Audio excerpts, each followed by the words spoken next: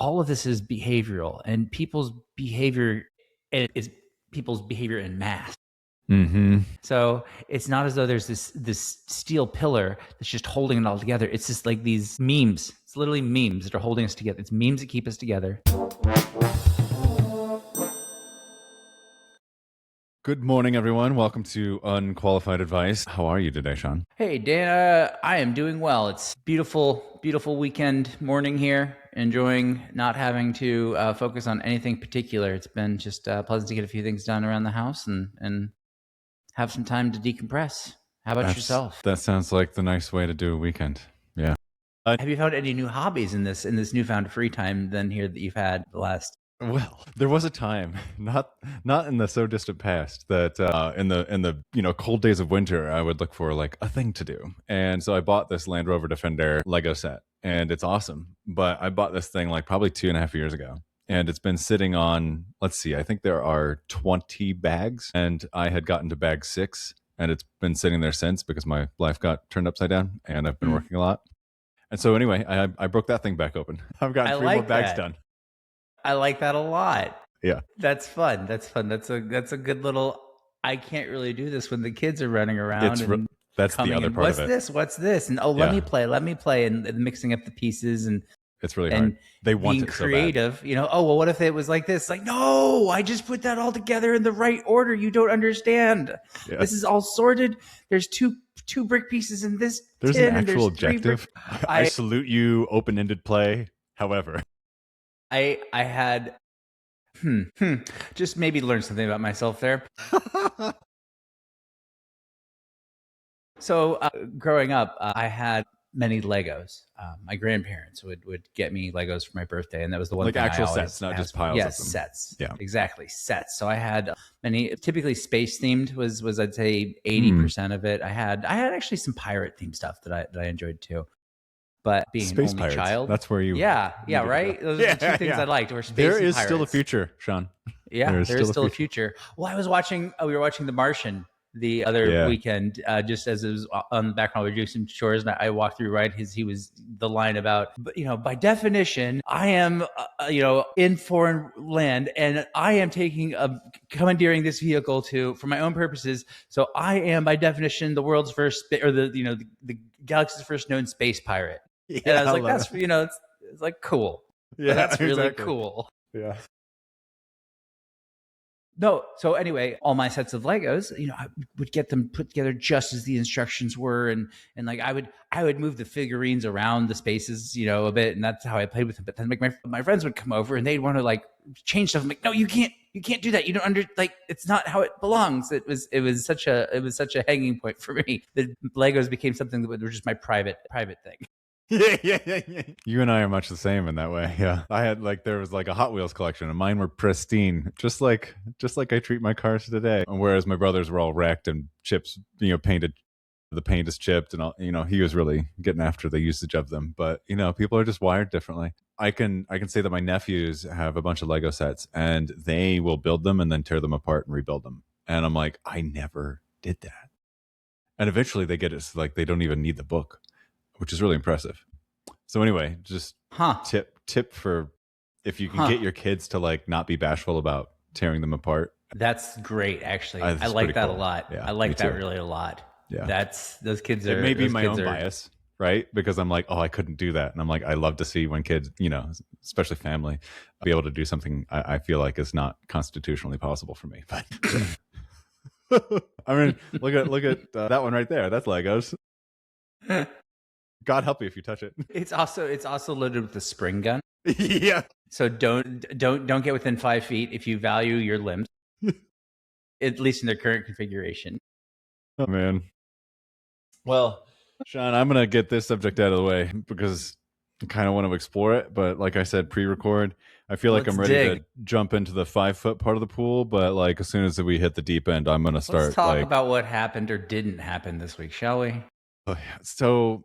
Again, there's some elementary amount of knowledge coming out of me here. So Bank of Japan needed some help with the yen, right? And the United States decided to help the Ministry of Finance out. I should say the US Treasury decided to help the Ministry of Finance out. I guess like being specific with the bodies probably matters a lot here because certain bodies can and can't do certain things. Some of the underlying mechanics here are they're elusive to me. I would have to do more reading. But this is on the back end of Warsh not raising rates and actually having dissent on the vote, which is historically, let's call it, not common. But I think it fits him and what he has signaled about how he will run the Fed.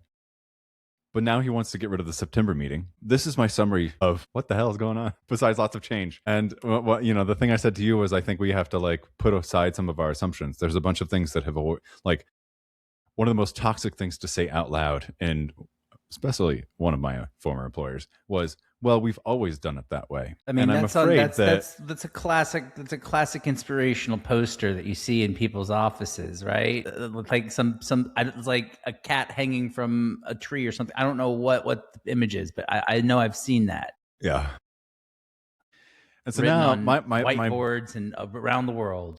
My broad question is all the hubbub about Warsh and about this propping up of the yen, hubbub about people wanting everything to be done the same, and now we're doing it differently, and it's coming from a place of fear rather than tactical correctness or something to that effect. It's a very broad question, and I don't know how far we're going to get into it before we're both going to say like we have a whole lot more reading to go do. So let's think about the what are people talking about on the surface on this? I guess the Warsh is being coy and over communicating but under communicating, like lacking substance. He's got a Fed where there are governors under him or board members under him that are not along for the ride. Mm-hmm. Dissenting. And he wants to get rid of the votes in order to suppress the will of the Fed, if you will, right? What else is in that narrative? That the market disagrees with Warsh as signaled by the 30-year 10-year and 30-year, right? Yeah. But just because the market says a thing doesn't make the market completely correct, right? It may believe something right now, and then it could easily change its mind in a month, right? It's a voting machine now and a weighing machine later. I think it depends on how loosely you hold. So there's now I'm starting to, we're in this zone where I'm starting to feel internally a little conflicted all of a sudden. That's where I'm at too. Really tried to think about it. I had a position, and now I'm kind of on the balance game. Here's the other aspect to this. Every time there's a meeting, there's another chance of somebody firing off a truth that now hedge funds are paying millions of dollars a year to get hyper access to, like 10 milliseconds before everybody else. There's something like, I think 10 hedge funds I heard read actually signed up for the Truth Social, special feed. One minute, I got to plug something. Kabu is much cheaper, and it gets you access to the Japanese market, and it seems like it's in play. Yeah, that was the follow-up question I had for you later is I want to know how this relates to what I've been looking at on Kabu. GetKabu.com. GetKabu.com. We'll have to make sure that ends up in the show notes. It's definitely linked on our website at unqualifiedadvicepodcast.com. So we need to get some people to go there too. So the other thing that the reduction of the meetings does is it reduces the number of these public events and touch points that are possibly going to cause, because he knows but somebody wants these rates to go down. They're not gonna need to go down. They shouldn't go down, right? And I think that's what the market is speaking to him right now. But by not raising, is that a cut? No. But what he's saying is, and by not having the next meeting, he then has the pressure of not having to go put a cut in at that point. Oh, yes. So he's right. Yes. So he's basically, I think this is a punt in some way. I think everyone's up in arms about how this is ruining Fed independence, and I'm kind of thinking he's maintaining it. Fed. Yes. Could it also be he's protecting it? He's like, okay, we can weather the storms, but we can't have them be so frequent or furious. I don't know. He might be an antagonist, but he's an antagonist to how things have been done, not to the actual institution itself. That's where I'm landing right now, and I retain the right to change my mind. Yeah, I'm gonna say I reserve judgment, final judgment. I think that my opinion is going to continue to waver on it. Yes. But that's what but I did want to. But isn't that how we're supposed to feel? For someone, if this is what he's trying to achieve, isn't the opaqueness a feature? Yeah. Yeah, it is. And if you're Alexander on the battlefield, you don't want to be understood. Mm-hmm. This is true. There's sometimes benefit in signaling and messaging, and sometimes there's benefit in knowing when to not say anything. And if you're always, this is also, part of the SEC, they're pushed to get the SEC to reduce to semi-annual filings instead of quarterly, right? Reducing I worry then the worry is how much of this is just to reduce transparency is really then to allow for other things to happen that we don't know about, that we wouldn't be so pleased with is the risk, right? Hang on to that thought, because I want to know what could possibly be contained within it. With the companies, I think there's been a long argument that quarterly is just too frequent. Everyone's racing to be judged instead of saying, I'm actually going to build a company, right? So on the company side, I guess I just sort of disagree. I don't know that reducing quarterly filings is detrimental. I think the market. It's going to depend on the player. I think the market will price it accordingly too. Like if you have 5 companies in an industry and 2 of them are filing semi-annually and 3 of them are filing quarterly, there might be a premium to that, right? Or just this company always files correctly and their guidance is good and accurate, and that company earns a premium or stability within their stock price. Mm-hmm. Whereas the company who is reduced their filing costs by $3 million annualized or whatever. Yeah, people don't understand how much money it costs to be public, to be public. But no, and look, like even if all reporting cadences were 100% the same, there was no differentiation in some companies reporting more frequently than others. If everyone is reporting like twice a year, the company who is more consistent and accurate would get a premium, or at least a premium on volatility. Yes, I think so. I think you're right. I think that is functional or directionally correct. Now take that over to the Fed, reduce the meetings. What does it actually do? Because we're coming off of a regime where everything was telegraphed ahead of time. Mm-hmm. It was a little opaque, but if you knew what you were doing and had Fed history locked in your brain, you could easily know what was coming, reasonably understand what was coming. I don't believe Warsh wants that. I think he wants to not completely be understood. I think he wants that. Like, this isn't a mistake. Yeah. Is what I'm trying to say. You might not like it. It may not be good. I don't know, but I don't believe he wants to be understood right now. That you might be absolutely right. Like he knows, like, his, I don't want to say his boss, because it's not technically his boss, but the person that appointed him has certain expectations and demands, and he has to play. I mean, he has to play politics, and when you're playing politics, sometimes you have to obfuscate. Gameful. You be able to bring out your inner Machiavelli, right? Totally. I'm sure he's read The Prince. Yeah. So I think you might be onto something here, Dan. I hadn't really thought of it through this angle and this lens, and you've got me a little conflicted. So yeah. I think you might be into it. I think you might be. Conflicted is the right way to label me right now. The other thing that I'll add, just because, I know there's lots of listeners in DC, waiting to hear what comes out of our mouths in terms of setting policy direction. We have lots of inflationary policies going on that are under executive control that could easily be turned around. Just saying. Yeah. So if you want inflation to get tampered down a little bit and create more room for Warsh to lower rates and please you, wink, wink, nod, nod, tariffs and other things. It's not the only one. Well, I'm just pulling up a chart right here because I wanted to see what it's done here. So the 30-year hit. I mean, it moved heavily, huh? Yeah, it moved heavily, but looking at what we've seen in mortgage rates from the start of the year to now, actually from the start of the year, it's kind of flat. At the start of the year they were about 6, 8, 9, and we came down, got down to about 6, and it looked like, hey, we might go below 6, but now we're back up to 6.5. Wow, 6.5 is not bad considering where these bonds actually are. Like, we got to be on our way to 7. So what's the lag and what's the beta of these moves? And what are these going to do for corporate bond yields and junk bond yields? And is this time when I'm finally ready to start buying some bonds in my portfolio? No, I think that's going to be like a whipsaw. Like you might not get a nice coupon, but no. But that's how bond prices work, Dan. So the coupon's the same. So the price on the bonds decline. So I get them well below par, right? So then if rates whipsaw and go the other way, then they come back to par or become a premium bond, depending upon relativity. So then you get the win on the bond price. Gotcha. Okay. That's why I'm saying it's time to go ahead and buy some bonds. Maybe I clip a couple of nice coupons along the way. And then in 6-12 months, I get an extra 30% in bail. Yeah, Not sorry. 30, I was but upside I don't down. know. Yeah. It's the lever. It's the bond seesaw. USA while you wear your jersey. USA, yeah. Appropriate for our discussion here today. I don't know, man. I don't know, man. I'm just. It's just one of those. These are the days where it's like, I'm glad my job isn't to put on a position, because this would be very hard.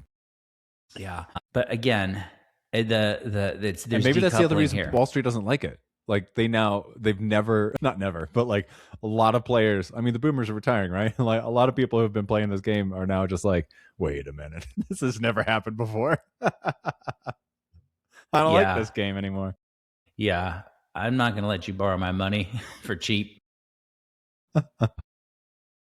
Risk-free rate my rear end. Anyway, so circling back to an earlier question then, how has this, in your light, through your lens, with your Japanese equity research, what does this mean for people interested in exposure in those markets, or to people that are exposed in those markets? My first answer is I don't know.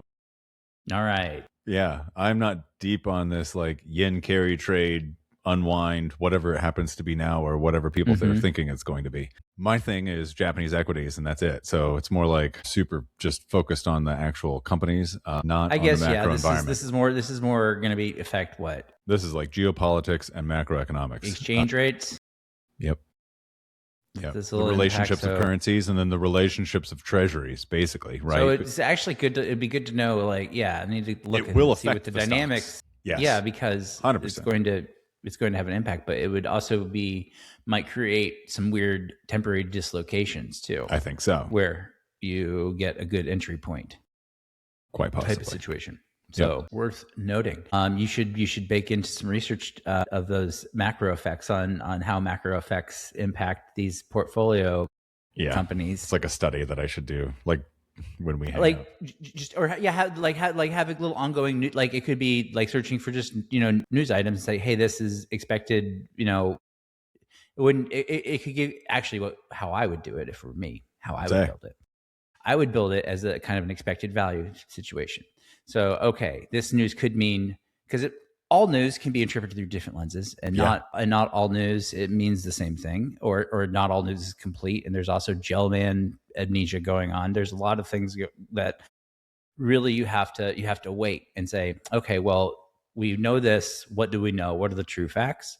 And then there's 3 outcomes, maybe 4 outcomes, and you would say, based upon this, you give the agent the rubric of generate 3 to 4 possible outcomes or impacts if possible, if only 2, only 2, and weight them and give it a 70-30 weight of that, and then use your basically an expected value calculation and say, well, based upon that, I would expect this to be the impact to my forecast. Either the value change or whatever, and work it kind of like an EV calculation. I don't know. Does that make sense?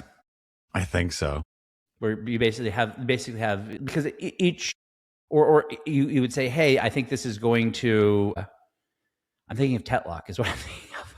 Well, how much of this is modelable? Like, what kind of data are you going to need to gather? Right? Yeah, that's true. You talk to a big sort of like a shop like O'Shaughnessy or something like that. They're like, oh yeah, we've got the data. Let's go. I guess, maybe actually, you know what? No, yeah, right. A simple version would just be, hey, here's the news. Here's 2 possible, good things or 2 possible bad things, or it just gives you like a breakdown on like a rough formula. Yeah, likely to cause a change in exchange rate that could do ABC. This trade though has been called the Widowmaker for years, right? I didn't know that. No. The yen carry trade. Our friend Citrini is Oh yeah, likes to play been, it. He's played it for years now, actually. If you've watched, seems to be one of the few people that doesn't get his face ripped off. But sometimes his face is half ripped off before it gets pasted back on. and filled back and refilled. Yep. Yeah. So that's why, like, I'm very cautious to say much that makes it sound like I know enough on that. If it's the Widowmaker for extremely professional investors who have watched it for 20 years. Okay. Well, I think we've probably gotten into enough. One thing is probably true though. The U.S. stepped in, so we know. So yeah, actually, so we know Japan will not just it will not just implode or explode. We have spoken. So this is yes. So send your money to some Japanese equities. Do your research on getkabu.com. Yeah, I was gonna say, is this actually? Yeah, is this a put? Is this a put on your portfolio there? Kind of, in a way, it's kind of like the Fed put that existed in a way for years, and so to speak, in the S&P backstop.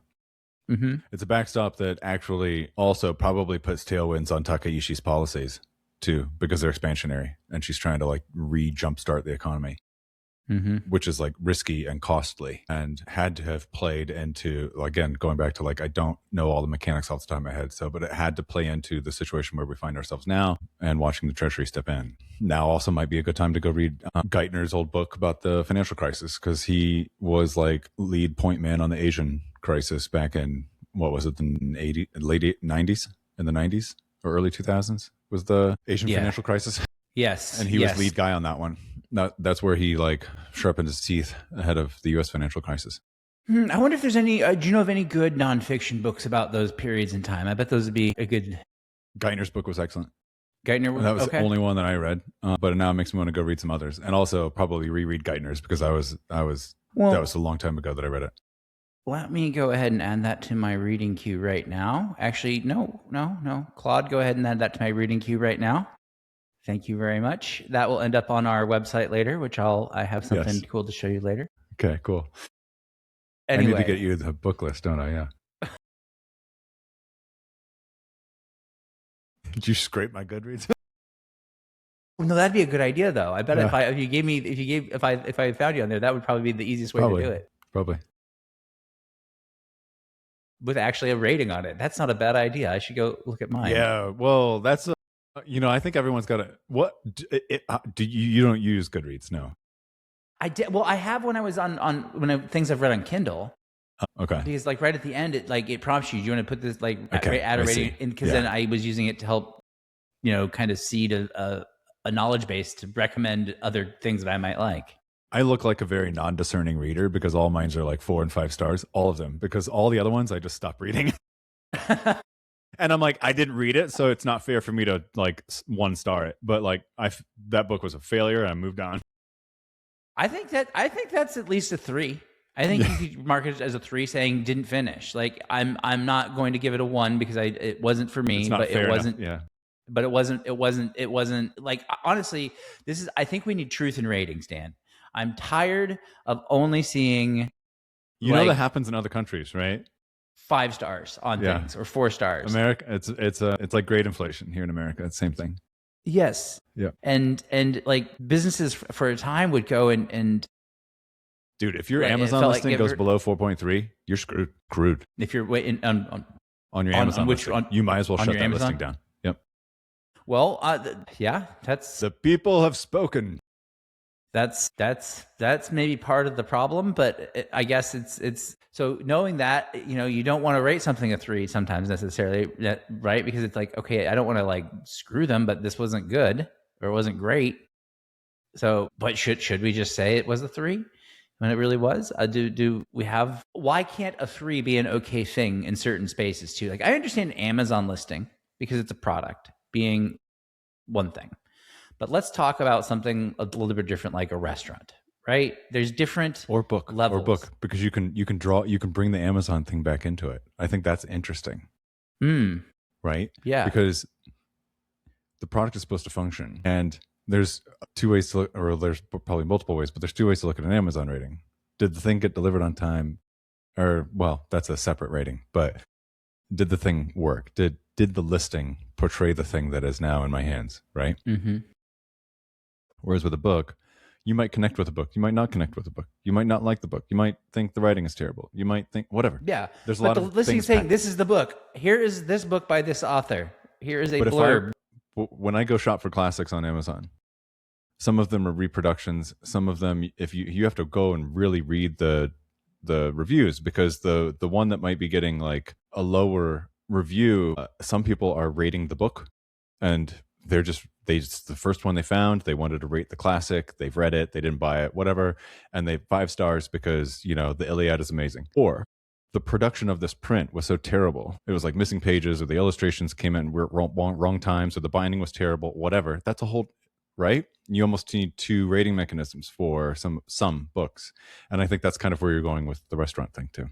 Yeah, exactly. There's service, and then there's food, and then there's yes, because there. Okay, I for what it is, I would give, you know, Jimmy John's 4 stars out of 5 most days, or 5 stars out of 5 most days for what it is, but also for what like, it is. Yeah. For what it is, right? Yeah. But like if you said, if I looked at a grading and said Jimmy John's was 2 stars versus a Del Frisco Steakhouse at 5, then yeah, okay, sure, I get that degradation, I get that line too. Or like 3 stars is also should be in a way adequate, right? It's where it's a kind of a bell curve. It's where it met expectations. Like, okay, I came in, the food was fine, the service was fine, it was okay. But like, hey, 4 stars, oh, the food was better than I expected, or this was they went above and beyond here, or at least some sort of, if not maybe 3 not a baseline, but 4 should at least be at the baseline at minimum, right? Like 5 is very hard to get type of thing. I think we give out 5s. I don't know why we're talking about this now. I feel like an old man all of a sudden. Well, anyway, I think what's interesting, the piece that I think is interesting here is this. You lose visibility on what it means. I've lost differs across cultures. I forget which one I was reading about. I don't remember if it was Japan or Germany, but I feel like it was one of them. Germany, where 3 is like normal, 4 is pretty good, and then it's almost impossible to get a 5. Or was it Japan? Or was it both? It was during the World Cup. I think we probably saw the same damn tweet, Dan. Probably. Yeah, probably. Yeah. We do live in a bubble. Damn it. Yeah. Anyway, what have you been building? What you said you had something to share, I think. No. I would show you later. I was gonna. Well, actually, we could try this. Let's try this. If this works, if it doesn't work, we'll cut it out. Do you have a? Let me send you a link, and you're gonna open it up, and you're going to share. And this might just go straight to the YouTube version only, depending upon, again, how it works. We'll find out. So I was tired of building things that were just front ends, Dan. So I decided I wanted to build something that had a little more meat to it. So what I have sent you here is a login to our new backend, which is just 2 things right now of our website. So you'll have the ability to go in and actually update and modify the library setting, your library page right there with things you've read. And also, I guess I can show. Yeah, there you go. Okay. So like on the left, this is my market research tool. So if you click that, you can see it's right now looking for, on this one, yeah. Okay. Are my Vonnegut book hunt. So if I don't like the way it's scoring things, I can come in here and change the scoring. Oh, it's signed. I can change the weighting on the left. I can eventually I need to add a few more features to be able to add some flags and give it some feedback and hopefully do some recursive learning.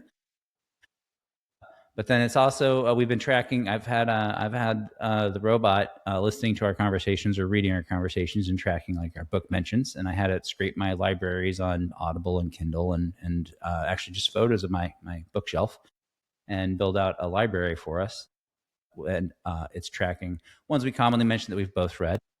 And so you'll be able to see and update your entries there as well. So it should already have the ones that you've, if you click on Dan and read both. It might need some tweaking, but it'll be there by tomorrow. It's a whip. Yes, this was a whip. It actually just published right before we hopped online. So this is my first time seeing it too. Very cool. Okay. No, this has been fun learning to do a little back-end data management in a more meaningful way. Yeah, talk about some of that. How do you put it together? Yeah. Difficulties. So honestly, this isn't technically the first time I'd use some of these tools, but just using a little SQL database on the back end for tracking entries with basically here's a book title, here's an author, and then different fields that basically are populated with information on which one of us read it, opinions, et cetera, that will eventually be populated out, just living in what's called a database.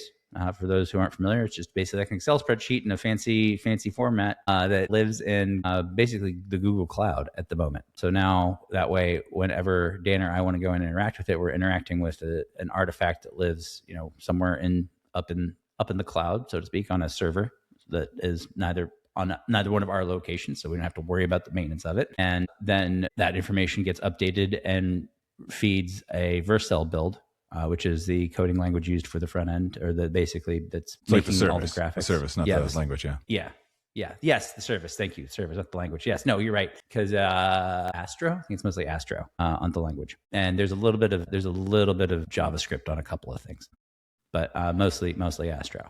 And I had no idea how to do any of this 6 months ago. Yeah, totally. So the SQL database in the back end, what is hosting that? How did you arrive at hosting that? Because SQL is just like it's a query language, right? Yes. It's just a language, but the database has to be run by some sort of database software, of which there are hundreds or thousands to choose from. No, honestly, and then choosing the cloud. This was actually a point of contention between me and Claude yesterday that I caught it trying to do something. So I had previously set up a tool where I needed a database, and knowing what I knew, I wanted to go with something that was convenient and easy and just didn't have a lot of bloat to my other stuff. So I went with Google Provider because, hey, I can just use Google Login. It's right there. I already have a Google Workspace account that I'm using. I can have my billing, because I'm already paying for the Google Workspace account. I can charge this extra $2 a month or whatever right there. I don't have to worry about an extra bill from somebody else or managing it. That's one interface to manage it. So I wanted to use that. That was my initial, and maybe not the most technically best in the world, but it was more of a convenience decision. Like tell us the AWS. Tell us the truth. It's because you're a shareholder. That's true. By that logic, I could have also gone with AWS. Okay, yeah. Right. I could have also gone with AWS, but I didn't, because I don't have an AWS email. That's a whole nother stack to go figure out and build. Yes. Right? Well, and also and there's also the Google stack that I'm using too, right? Is in other things as far as Gmail and they also have a really nice integrations on as far as working with Google services through what's called the command line, CLI. So that way the robot can just go and do stuff without having to click through menus. Like if you're going to a Google menu to do it, it takes a lot of time, but it can just go and enter, here's a code, change this field to this, and it instantaneous. Yeah. Now, if I knew what the fields were and the language, I'm sure I could do that too, but that would take me years of practice and learning about coding to do. Yeah, it requires you to get good at something that you no longer have to get good at. Yeah. Yep. So during this, building out this, the agent actually suggested using some other service for the database. Like, wait, I already have a database service set up over here. It's already funded. It's already this. And it said, knowing that, let me reconfigure. And it did so. Inside of that, I think is a nice lesson where it does guide you and it gives you great suggestions, but you still have to be in the driver's seat. Know what's up. Yeah. You have to know what's up. Like if you are not paying attention, you'll have bloat and crawl and creep. Like one thing I do, and since you've mentioned it, I'm working on to actually have it more agentically doing it, Dan, but is regularly trying to keep things, do a cleanup pass and say, hey, let's get rid of the things we don't need. Let's make sure we haven't built unnecessary things and try to streamline where possible. And we've talked about it before, but having it build good planning docs is also very critical in that. And now with its recursive auditing abilities too, it's really, really nice because you can just give cowork a task to go audit something and try to, find improvements and streamlines and risks or bugs or things that were going to be a problem that you didn't know. I don't know. For you. It's fun. It's been fun. Yeah, totally. It's been a fun weekend. Relaxing, playing around building this. I'm working on one now that is going to be these will all be, you can see all these market screeners I'm building on the website. I'm putting it up on our website, unqualifiedadvicepodcast.com, under hosts, under projects. If you just want to go see what exists there. Right now, there's the Vonnegut Hunter and also a stereo hunting tool I'm It should be finishing going live here, maybe actually in the background, maybe it did. I think it just has dummy data in there right now. But as I'm saying for Dan's benefit, because he's looking at it. I don't know why I'm saying it, because the rest of you, it'll be live. It doesn't matter. This is a message out of time. I need to remember that for the future. Yeah, we have a 1 or 2 week lag on our publishing. Yeah, exactly. Yeah, exactly. I already have Mondays queued up. I have next week's edited, ready to load in. Cool. This is There's so a nice this will be the 3rd week of August. I think so. Okay. Which maybe Happy we need birthday, to. Dad. Maybe we need to reduce our whip to be a little more timely. But I like having the buffer. Yeah. No. I mean, yeah. I was going to say if this was our full-time venture or something like that, it'd be different. Yeah. Well, it's cool. I like that you put the portfolio thing up. I think this is interesting. And I think it's also demonstrative of, like, sometimes I think the pushback I get is like, well, I don't even know what I would build. I'm like, well, dream something up, right? Like, this isn't, some sort of like do or die, build it. It's got to live for the next 20 years. It's like, you could throw it away in 2 weeks. That's totally fine. But like the process and progress of growing and building something that's it. That's the whole show, right? Whether you've built something to last is different. Mm-hmm. Go get the reps in, because then when an idea does hit you that seems sustainable and long term or something, or you want to bring it to work, or you want to do it on behalf of someone else, like you'll have the wherewithal and some of the basic nuts and bolts to be able to go do it. Yeah, just do an art project. Make go to Namecheap or GoDaddy or whatever service provider of your choice. Get a cheap domain name, just to learn how to go and wire it up to an actual website that you create, and build an art project. That's a good step to know, but you don't even have to go that far. Like, just open Actually, up you're right. Go to Vercel. Go to Vercel, because it's just easy. Yeah, and everything is baked in. You can have all kinds of stuff just ready at the and your agent can talk to Vercel. So it just takes a bunch of gobbledygook off the menu, and then Vercel will give you a URL. It won't be one you want to share, because it'll be like xyzggg698.vercel.com, and that's totally fine. Yeah, you do the same thing on Google too. On Firebase. Yeah. I think it is. There's an acquisition of theirs, I think. Yeah. Same thing. Or I have one thing that I've tried. I'd use that just to see how it worked, and actually it works well. Yeah. Would nothing not wrong with going that way. Yeah, nothing wrong with going that way. Between Vercel and Firebase, both were fine. I don't like Google's interfaces. I find them terribly taxing and confusing. But they're now, actually, if it weren't for Cloud Code, I would say, why would anybody ever want to use? Well, that's Google the thing. system? Now that you can have your agent do it all for you. But yeah, now that agent, I know what I want done. I don't know how to do it. Yeah, it's like, okay, their menus are complex, and by nature of what they're doing, layers. The product it has to be. I understand to some extent. this. I also think that they could take a thing out of Palm Pilot's book, which is you want to be able to do everything within 3 tabs. That's true. Yeah. Yeah. And with Gemini baked in now, it's a little better, but yeah, it's still, I couldn't imagine having tried this 5 years ago. Well, that's why you have to hire IT teams, or you have to outsource it, right? Because like, it sounds silly, but like that one dude in the corner that knows Google's menu system for Google Cloud, like, pretty valuable. Yeah. And therein lies, like, some, jobs are getting eaten. It's like, yes, but what kind of value did you hold, right? Was it unique value, or was it, like, could you think, or did you just memorize processes? I think there's an interesting, like, if you're thinking about your own career, I think there's some interesting introspective questions to be asking yourself. Mm-hmm. Whether you're holding on to, whether your station is provided by legible process knowledge, meaning an agent can figure it out, or unique tastes, abilities, and this is where I lose the right words to think about it. But like, there's a gray line somewhere in there, right? And being too much of your career on one side of it means you're going to get eaten up over time, not tomorrow. Yeah. But the more techie it is, the more likely it is, right?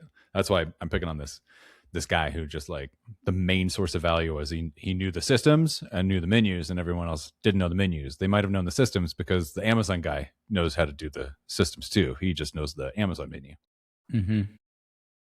But now the agent knows both. Yeah, that really will hurt. Like, because you just functionally have to know what it is you want to achieve. You no longer have to know exactly where it is, because that's exactly what an agent is good at. They're just so good at that sort of thing. Yeah, because and we've talked previously about like my conversation with the CS professor of like, the question is, do we have to turn this upside down? Like, do you have to start with understanding from the CEO's perspective down? Because that is the level of thinking that you're going to have to bring. Taste, knowledge, process, building, making the choices that don't mess up in 5 years. Yeah. It's harder. Much, much harder. Okay, Dan.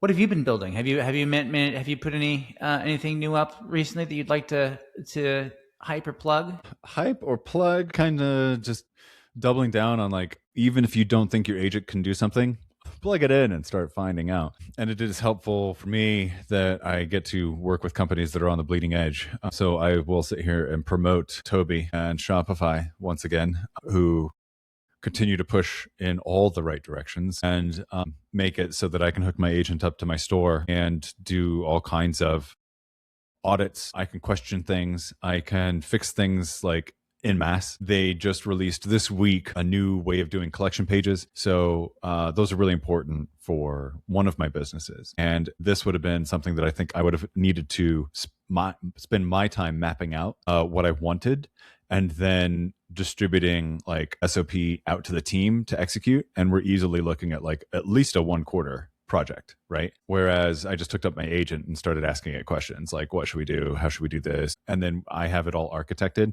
And then I have one app that needs to get updated. Like they need to update their code for it to support these changes. So I'm in a holding pattern now, but really I'm set to go.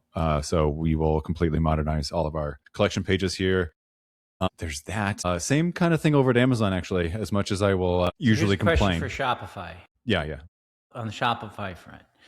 From what you see, like, so these are all tools that are going to help you as a business owner that runs runs your primary market, not your primary, one of your marketplaces on their service, like on their platform. Yeah, on their software, yeah. What internal benefits do you see it bringing from your side that you see it could potentially be bringing to Shopify? Because I'm sitting here looking at their stock price and they're down from a few years ago and trading at 115 EPS. So I know they're investing heavily into this new technology and these new things. That would explain their lower earnings if their cash flow is going into these new investments. What efficiencies are they going to gain or share are they going to steal by spending this money is my question that you could see from your view as working with their platform, if you have any. I'm just curious. What market penetration of e-commerce stores does Shopify hold? So that'd be my first question, in the sense that like, how much more market penetration can you expect them to have? Mm-hmm. Because outside of like extremely large enterprise, like Walmart running their own store, I do not understand why anybody chooses Shopify or chooses anything other than Shopify unless you're selling gray market. So who are their competitors for that market space? The eBay? WooCommerce. Woo, okay. It's the only one I can remember because it's the only one that some people are still on. I don't know what else. Well, how big is that market? The addressable market there too. Well, I think you have to also ask yourself, how much can that market grow? Because Shopify is now building for agentic commerce. So they're completely ready for agents to be buying things on their stores and being able to create the data backend, if you will, that agents can like look at the store and not have to navigate graphically. The agent just finds like a markdown file of the entire website and just like navigates it right to the thing, buy. And then if your agent is already hooked up with Link on Stripe, then it buys it and moves on. That's nice. I like that. I've been playing around with the eBay API to build my market research tool to be like, I could go do queries of that. And there were a couple snags with that. I could see how that could be more efficient. I mean, nothing major, just minor stuff. So that's I think a really good use case, because I do see in the future utility in, there's so much time I spend that I don't necessarily need to trying to just find the silly thing that I want to buy. And if I can just be like, oh yeah, like go find it, like you have like, and you can have your agent go do it, it would make sense, especially if you're in a, where it's really going to be helpful. So it's not going to be Shopify scale. It's going to be like Amazon scale on the B2B side. Both. On the B2B side? Yeah. Why B2B specifically? Because there's just the order volume and like the reorders and the repetition of the orders and the I feel like there's more efficiencies to be gained there. Like you're going to get like heavier use of it. I feel like on the B2B, maybe not. Maybe. I feel like consumers are going to be the ones that actually relinquish a little bit more of this sooner than businesses. Because if you're I don't know. I'm just you're right. around. There's businesses Because like contracts. If I'm spending $17 versus $1,700, I don't really care if my agent messes up a couple of times, right? Whereas the business, because then also you're saying subscription or like higher customer lifetime value. That purchase, if I'm a business and signing up for this, and I want the 5,000 pack to show up at my door every single month, that first purchase, not going to be done by an agent. It's going to be done by me. I might have my agent like rebuy it. But certainly not going to be the first one. I'm going to get that thing in store. That's what I'm saying is like the agent value comes in on the repurchase stuff, right? Where it's the but then are you going to have your agent do that, or would you just sign up for the subscription, which is enabled by Shopify or enabled by Amazon? The agent knows my inventory. There you go. Okay. The agent knows when I need it because my usage rates vary depending upon my mix of products. Yeah. And so the agent is looking and actively managing my inventory and actively monitoring the lead time and delivery times to know if the delivery lead time changes, that it has to change its ordering habits. So it's I don't need everything on a subscription because I don't necessarily know when I'm going to need it. That's why. And therefore you don't want it on a subscription. For a B2B, like I could hook this up to with a tool crib company or like a tooling vendor company, like a MSC Granger or Fastenal. Yeah, Fastenal, McMaster, like you put, there's some applications where I could see an agentic structure really being beneficial. That's what I was thinking of. Yeah. How many of these places are agent ready? I don't know. Probably maybe none of them. I don't know. That's a good question. Can we build the Fastenal competitor right now? Actually, well, McMaster's probably the closest as far as I'm trying to think of being agent ready. Like if you look at their catalog, they have the most. It looks like an agent wrote it, frankly. So, that's an interesting thought, Dan. We'll have to take that off air. Talk more. Yeah. Okay. S&P 500. Here we come. Yeah.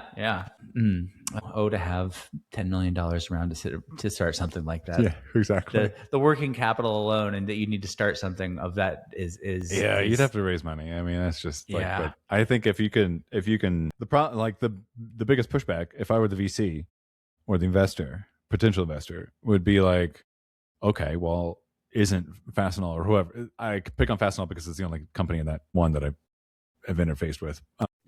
How fast are they going to move? Right. Why aren't they doing it? This is a great idea, and we would love to back it. But why wouldn't I just go dump this money into Fastenal and say like, you already have the infrastructure. Yeah. You just need infrastructure. Yeah, exactly. You have the physical part built in place, the distribution. Yeah, exactly. It's not something you could go in, and this is not something I think you disrupt because you need this is, again, the physical infrastructure is going to start to become more important. I agree. Relative to long-term growth value than it has in the last 10, 15 years at least prior to 2022, let's say. Because now that you can go and plug these tools and systems in on top of some of those existing infrastructures and help improve the way that they are doing things and becoming more efficient, then you're going to have some unlocks there. So maybe the AI winners are the ones that have already just huge PPE and NBVs just sitting there, right? Just property, plant, and equipment values just on their balance sheet. Just who has the most physical infrastructure to optimize.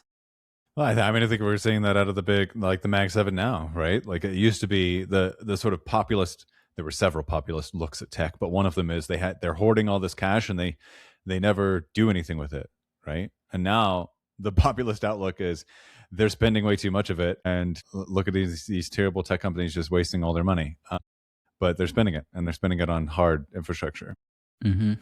Evidently, you can do nothing right in the eyes of a certain amount of the population, but they're going to build it. Well, the returns are the question, the return timing. I think the returns are there, but the return timing is always the question, right? It was the same deal with the Viber build out. The return came, it was 20 years instead of one, and therefore lots of bankruptcies.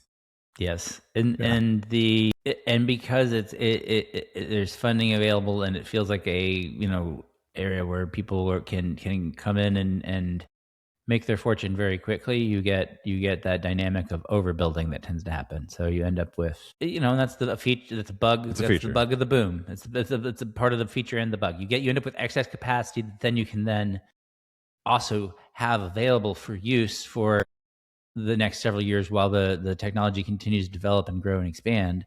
So it's also a feature, but it's a bug for certain parts of the system, like it's good and bad, give and take. Totally. No. Then the only other thing I was going to add is because we've brought him up in the on the show in previous years. It's been a while since we've probably talked about Peter Zeihan. Well, yeah, I was thinking about him this week. Yeah. Why? Say more.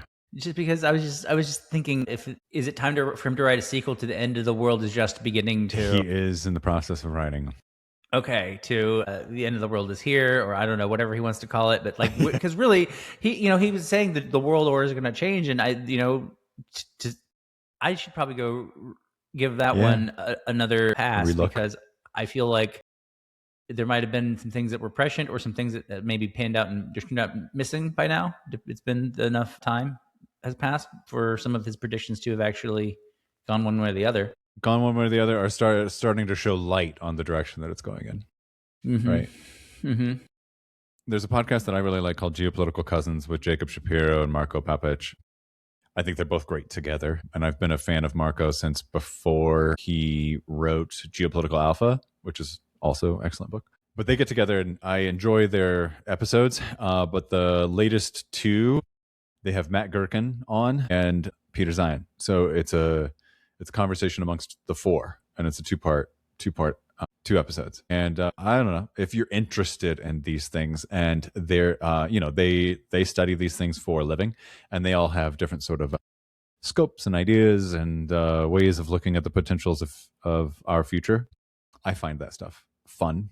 Intellectually fun, because they're sort of like openly playing with ideas. So I just wanted to plug that because I thought I really enjoyed the conversation amongst those four. And Peter was a good sort of he is very sure of himself, but he has these let's just call them different ideas. He does. He thinks differently. Like he thinks very clear, and he does a good job very clearly. He does a great job of expressing his ideas as well. I think that's why also, that he speaks with such conviction and, feels like authority makes you just feel like they're true. That all of his things probably need a good fact checking.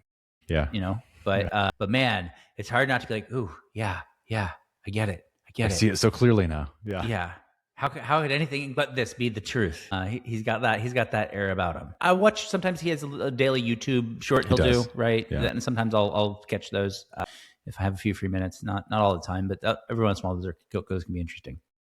He's a good follow if you are into things like Dan and I are into.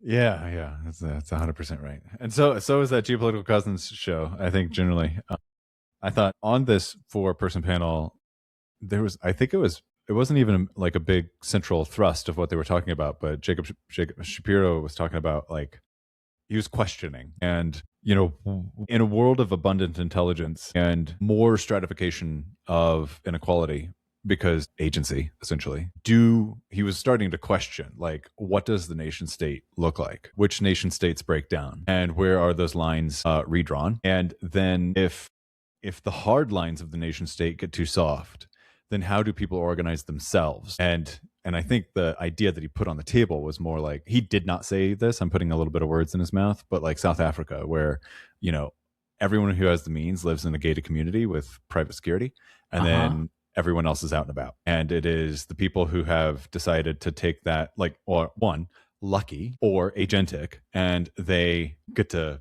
have this life. And then everyone who has subscribed more to the take model because the world did not provide to them.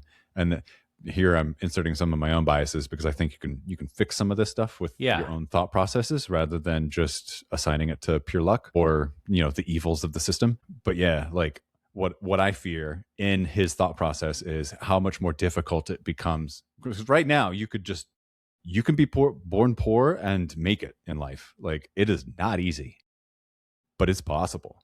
And what I fear with him sort of triangulation, casting this vision, is that wall actually gets taller and it gets harder. So even if you do have your stuff figured out up in your mind, we watch it become harder to get into the gated community, right? I think that's where he was going. And I thought that was a really interesting idea to sit with, of how as much abundance as this all may bring us. I need to check that one out. That sounds worth a listen. Yeah. They had lots of several ideas that were, again, like they're just trying to think about the future and paint different pictures and holding on to them lightly. And I find that stuff fascinating. Yeah. That's an idea that I think it's an intoxicating idea, because people are like, grab your thing now before you are generationally poor, or whatever the meme is online, right? Mm-hmm. And this fits that thrust. It does, and it comes back to an anxiety that exists in dystopian literature, even, right? Yep. Where you have the have and the have-nots. It's not at all, and that's why it's alluring, and it's interesting to see that we have this mechanism that people are now saying, well, this could be what causes it, and it's probably a lot of navel gazing, but I do enjoy listening to people discuss it, right? Yep, same. It's fun to think about, because I enjoy movies like Elysium and or Hunger Games, where these things exist in those spaces. And it's interesting to see, well, okay, but if those things are really real in the future, how would it start? It would start like from today. What would be the first thing? Would it be this? Maybe. I don't know. And then all the great stories are built on this, right? Dune and Red Rising and all, whatever. Mm-hmm. But I think ending up in that ultimate reality, though, where you have that disparity, though, is more unlikely, because you're going to have a reality first where there's some sort of a civil strife because of it, and people, so. I agree with you. Like, I don't actually think it's structurally possible. Yeah, I think there would be such other revolting going on outside of what we can imagine. I think it just, like, to me, again, going back to like, these ideas are fun to play with, but people like to glom onto them and like actually use them as forecasts because they're intoxicating. And yeah, I guess that's my only thing, is like, use them as instructions and play sets, right? Going back to your Legos, but don't be afraid to like use break them it as apart. Models. Yeah. Use them as models. Models are a representation that are not reality. They can, and ask yourself, simulate. They can simulate possibilities, but they're not true to. They don't factor in everything. They're just models. And what can you change to make this trajectory different than what you believe it may be? Yeah, to improve this trajectory. And because it's not like any of this is architecture where you've poured a foundation and you've put in steel beams and you've put on all this facade that now is there. All of this is behavioral, and people's behavior, and it's people's behavior in mass. Mm-hmm. So it's not as though there's this steel pillar that's just holding it all together. It's just like these memes. It's literally memes that are holding us together. It's memes. You get different leadership or information streams that take more majority, then you can completely change all this. Like, it is a fabrication of our own minds, which is that's really woo. But like, when it comes down to it, like, if we all just believed, we all just manifest. We just got to think. We need to get back to thinking about our candidate someday, and manifesting. We do, yeah. Which is also on the website. Yeah, and actually, we'll be getting, I think, a little facelift if I can find my note file from my talking cloud the other week on the drive. No, it was before. So, have you used Notion? No. Yeah, I've definitely used it. Okay. Okay. Then I want to talk to you about that offline, because I think I feel like I unlocked a couple of things with it this week. I'm curious if what you tell me. I mean, I feel like if I could, speaking of like not doing things and then all of a sudden doing them because I can have my agent do it. Yeah. That for me is like Notion, right? Like, if I could just say, like, here are all the files and they only exist for me, and my wife doesn't know about any of these files, and she needs to have not only access to them, she needs to understand what they are, all the context. Like, if I drop dead tomorrow, she needs to be able to navigate all this. Like, I was just thinking about doing this exact same goddamn thing, what you just described. Did you do this? I did, like 4 years ago, and haven't touched it since. And I'm pretty sure that if I died, she would have no idea, even though I've told her about it a few times. And that's no fault of hers. It's just like, it is not in our works flow. That's the problem. If we both relied on Notion, then she would know, right? And so would I. And it wouldn't be 4 years deprecated. So that's where I found it. We'll get into the weeds here a little bit, I guess. It acts as kind of like a brain for my agents in a way that GitHub can't, because Claude won't let the agents and chat interact with Notion or whatever. Wait. But what? Where's the break with Notion? So with Notion, the chat agents, the code agents, everybody can interact with Notion. But my chat agents can't always interact with Notion, or not everything can always interact with GitHub in the same way. So like there's a link to GitHub that won't work in certain functions. And so when I want to if I'm just on my mobile and and doing something, it can't see stuff on GitHub. You should be using remote control. Well, but you say that because I have to remember to set up my remote control. Like, you're not wrong. However, what you can do is use Notion, and basically Notion acts as the brain for the agent that I actually now speak to. So it goes and it basically it's just keeping certain mirrors of certain documents in memory files and decision files going. And so now I can talk to my agent about any of the different projects I have in sub repos and sub projects, and it has access to things across them, and it's keeping basically a map of everything in Notion and becoming like a central part of the workflow. And so now, like, I used to keep like little notes in other things, and like my reminders app or my This would be helpful. calendar app. So like if I was talking to Claude in the morning and I would say, oh yeah, I need to remember to do this today, it would be like, oh, well, I can't add a reminder. I can add a reminder to your phone, but I can't put anything in your calendar because of these other things. I'm like, okay, well, I can do it here. And then Notion will automatically, then I set up a workflow where it goes syncs every 15 minutes in the backflow, in the back end. So it's syncing other things. And so then if I say, hey, do this, it'll go and make that happen on the backside.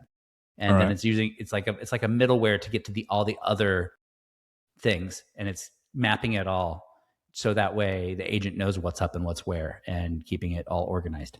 I don't know. I enjoyed it. It's been I was gonna say that's helpful. This is all Claude, yeah? I'm doing a few things with Codex, not much. But when you speak to it, Claude, yeah. From what I've read, because I don't I use voice, but I use WhisperFlow, so like I talk to places that you normally would type. Right. Mm-hmm. See, I'm using it. Yeah, I'm using it on my phone. Like, I understand. Yeah. That model is dumber. Yes, it is. Okay. Much dumber. Okay. Much dumber. So, are you having the voice agent go and talk to other open threads that are using Sonnet 5 or Opus 5, or is the agent that you're talking to on voice? Not yet, but I might have to try that now. You're gonna have to. From what I've read, like everyone. I don't know if you don't want the voice agent to be doing things. Having a conversation is fine. No.